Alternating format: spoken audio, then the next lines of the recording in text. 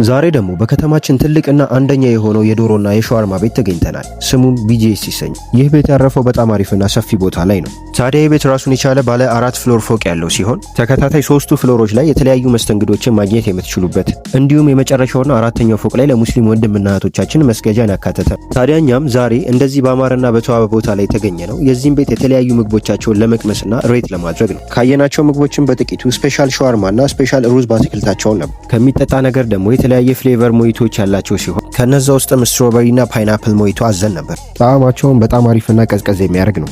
ታዲያ እዚህ ቤት አጋጣሚ ሆኖ በጾም ወቅት ከሆነ የመጣችሁት ስፔሻል ራይዝ ውስጥ ሳላዳቸው አለሆነ ደግሞ ስፔሻል ቺክን ራፓቸውንና ስፔሻል ቺክናቸውን እንድትሞክሩ ሪኮመንድ እናደርጋለን። ታዲያ የሶራ ጠቅላላ ለዚህ ቤት 9.5 ሬት የሰጠው ሲሆን እናንተ ከዚህ በፊት ሄዳችሁ የምታውቁ ከሆነ ስንት እንደምትሰጡት ኮመንት ላይ አሳውቁ።